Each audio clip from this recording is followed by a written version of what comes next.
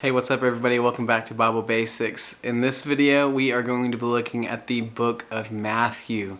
Now remember, the Bible is divided up into two main sections, the Old Testament and the New Testament. The Old Testament is a record of the creation of the world and the fall of mankind. That's when sin entered the picture and separated us from God. And then it follows the history and movement of God's people, and it contains the promise that one day a Savior would come and rescue us from our sin. That's Jesus, and that's what the whole New Testament is about. It contains the story of his life, death, and resurrection. That's when he came back to life.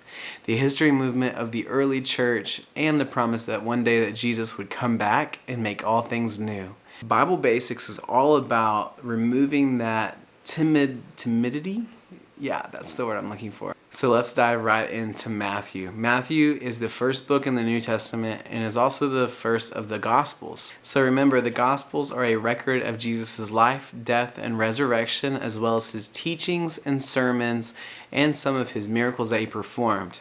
Now, Matthew is the author of the Gospel of Matthew, and the audience that he was writing to would have been mostly a Jewish audience. In Matthew's retelling of the Gospel, you can see a lot of callbacks to the Old Testament because his readers would have had some sort of understanding of the Old Testament scriptures. Matthew is also the first book that I ever read in the Bible, and that's simply because it was my name. A couple of my favorite verses and passages from Matthew are in Matthew 9, verses 9 through 13. This is whenever Jesus calls Matthew to follow him because Matthew is one of the 12 disciples. Now, Matthew was a tax collector, and tax collectors were looked down on. They were considered sinners and scum of the earth because a lot of times they would take advantage of people and steal money from them. Not to mention, if you're old enough to be paying taxes, chances are you're not too fond of tax collectors either, even today. Now, what I love about this story is that the first thing that Matthew does whenever he decides to follow Jesus with everything that he is he throws a huge house party for all of his sinner friends. And whenever all of his friends come into his house and they meet Jesus, they get to spend time and experience who Jesus is.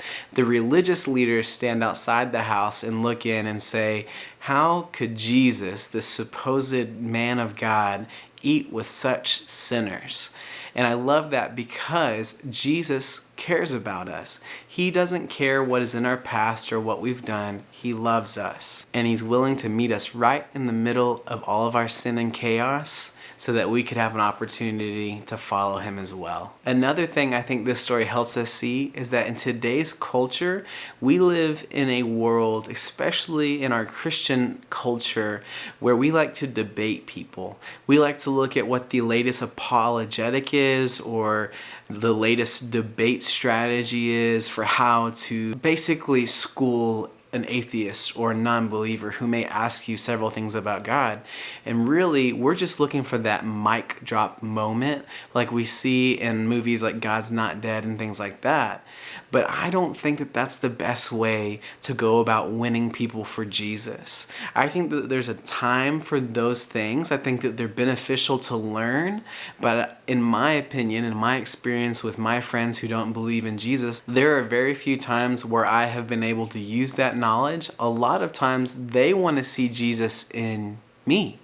They want to know how God has changed my life, and they want to know if this Jesus guy is really who he says he is. So instead of looking to debate or argue with somebody who doesn't know Jesus, I would encourage you just to love them and invite them into your lives and execute the apologetic of love and of being present in their lives. So invite them to go grab a slice of pizza, grab a cup of coffee, and you share your story of how God's changed your life. And I bet you'd be surprised at how they respond and maybe some of the questions they follow up with and ask you. Another favorite story in the book of Matthew comes from chapter 27, and this is when Jesus is on trial and Pilate knows that Jesus is innocent, but the people and really the religious leaders at the time, they want to see Jesus crucified because he challenges their power. What Pilate does is he offers, as it was tradition, he offers for the people to vote between Barabbas, who is a known and convicted criminal, or they could pick Jesus, and whichever one they picked and voted for, they would be set free and forgiven, pardoned of all of their crimes. Pilate puts Jesus and Barabbas up next to each other, and he says, which one do you want to set free? And Pilate knows that they're going to pick Jesus because Jesus is innocent. He's an innocent man that has not done any crime, and Barabbas is a known criminal. He's been caught red-handed and deserves to go to the cross and die. But what's crazy is that the people pick Barabbas to be set free. And what I think is so significant about this story is that that's us. Barabbas is you and me. Because Jesus went to the cross in our place because our sin separated us from God and we deserved death. We deserved God's judgment and wrath for choosing to go our own way and not God's way. But Jesus stepped in and said, I'm going to take that penalty and go to the cross, and I'm going to suffer God's wrath so that you could be a son and a daughter of God. That's the gospel, and there's literally nothing better than that in the entire world. Thank you so much for watching this video, checking out the book of Matthew, and I hope that this has encouraged you maybe to open up the book of Matthew and dive in and read and learn some stuff for yourself. And as always, if you have questions about God and the Bible, you can jump down in the comments and let me know.